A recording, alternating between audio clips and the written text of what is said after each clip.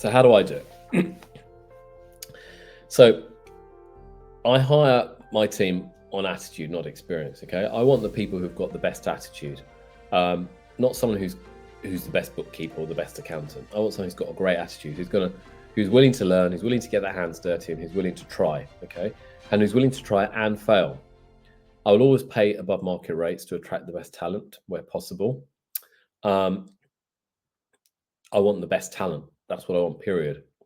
I want to focus on the person, not the job that they need to do. If they're a good person, their skills they're varied, they've got a good attitude, we can train them in the job. That's not a problem. So really, really important that you get the right person with the right attitude, as I said at the beginning there, and then you just train them in the job that you want them to do.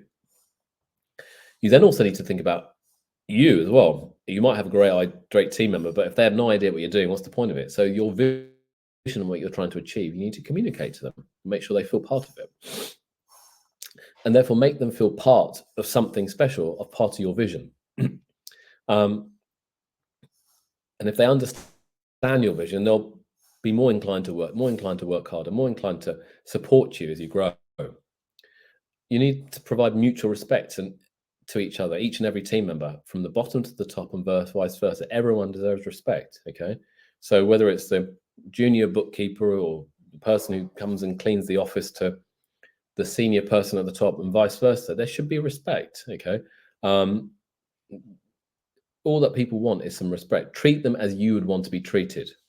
Um, if you're treated badly by someone, you'll be upset. I know when I was working in corporate life, I was treated badly by various people, and that was the thing I learned from that. It's like I don't want to be treated like that, and I'm never going to do that to other people who are part of my organization. Now, is my organization perfect? Far from it. Okay, we make mistakes, errors occur, they happen all the time, but we learn from them. Okay, and we don't kind of go around shouting or scaring people you're going to lose your job because you made the mistake and stuff. It's just a not a healthy atmosphere.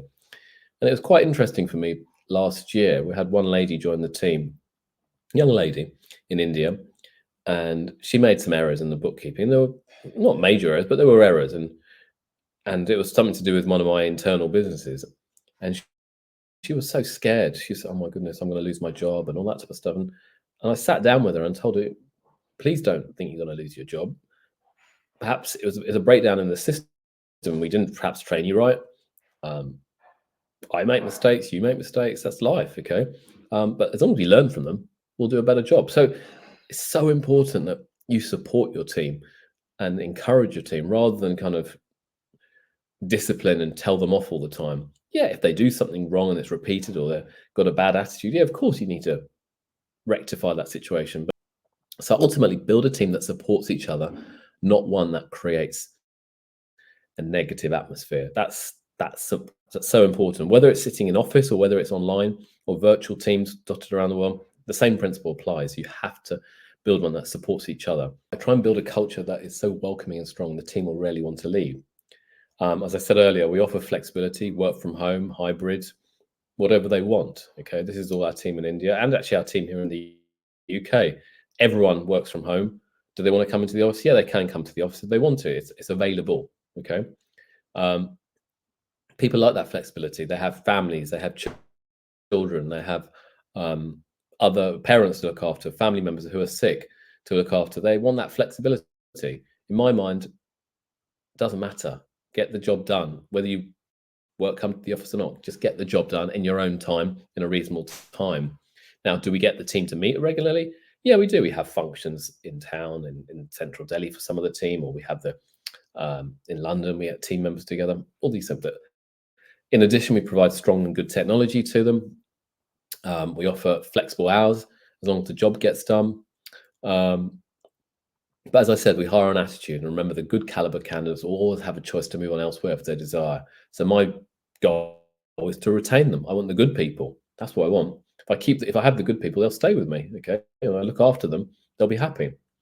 We also have strong review processes in place. So we review the team members every 6 months, and if there's a problem arising quickly, we will change them. We help them improve their lives with training.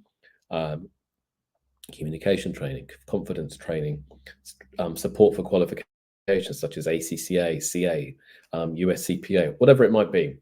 In addition, we offer experiences. We encourage travel for them, going out. We build the team together. We take them out for dinners, travel. We took them to Goa last year. We'll probably be doing another similar trip in early February next year, maybe in India again, or maybe even go abroad somewhere like Thailand. We're trying to build that culture, okay? We're trying to build a culture where people want to be part of something, and they enjoy it, and they see their work as an extension of their life, okay, in a positive way, not in a negative way, in a positive way. So we fit their work fits around their lives. That's how we do it. So this might be a strange thing for me to say, and it might be a strange thing for you to think, but focus on the team, not the client. Now, and I say not the client, focus on the team. If you have the best team, they will always win the match. Now, we've seen that in sports, we've seen that in so many other parts of the world, in cricket, football, whatever. Not the end client or the customer. If you have the right team, the team will work together to resolve issues and work with the client. And there's nothing more satisfying when your team is working together. You don't need to get involved because they're resolving the situation for you and just moving it all forward. That's what you want, is a team-based approach, because you can then step back as the owner of the business or the leader of the business and say, well, I have the right people doing the right job in the right places. And therefore, that's so important to have the team that will do this and to resolve issues and work with the client. So for me, as I run my firm, as we grow, my focus is on my leadership skills. How can I lead better? What can I do better? So you need to ask yourself, how can you become a better leader? Now, there are many things you can read, many books, magazines, things on YouTube you can watch. But these are kind of 3 great books I'd strongly suggest you read at this stage. There's a great book called A Few Years Old, Good to Great by Jim Collins, and then Simon Sinek's done 2 great books. Start with Why Leaders Eat Last, okay? And I love that phrase, leaders eat last. That's such an important phrase, that you might be running a business, okay? You might be kind of the owner of the business, okay? But your duty and responsibility is of your team, okay? So you have to make sure they get their pay. You make sure they eat their food. You make sure that they're looked after first, and whatever's left over, you keep. Am I right? Now, quite often or not, it may not be much left over. It might be nothing left over, but that's the nature of a business. You take those risks.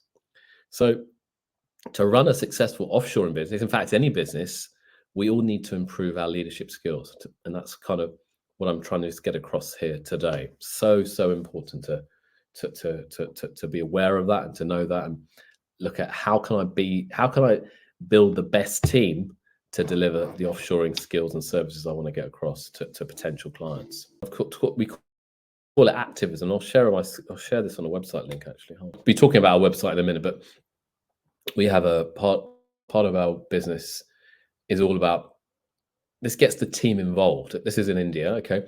So we believe that we have a responsibility and a unique opportunity to be a powerful leader of change in the world.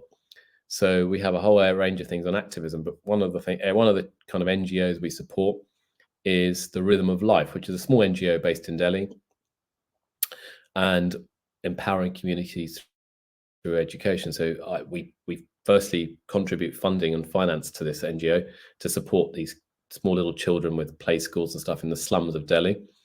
But more importantly, and I think it's not about money, it's about my team get involved. This is my colleague Pankaj. We've got my team member Shafali here. We have, I think others have been, Janvi's been, Anjali's been. We've got a whole range of team members who go every 2 or 3 weeks to this to go and help out with the children, speak to them, teach them, play with them. But what I'm trying to get across here is that we have a much bigger duty than actually just being accountants, okay?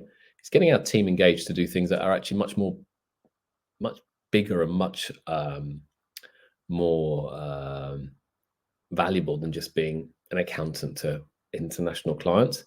And this, by having these types of initiatives, gives us the opportunity to get our team involved, they enjoy this. They feel like they're making a difference, not just getting their salary, but actually contributing something positive to society. Okay, we do similar types of things here in the UK as well, charity events, and we'll be doing more of this in India and in the UK over the coming months and years.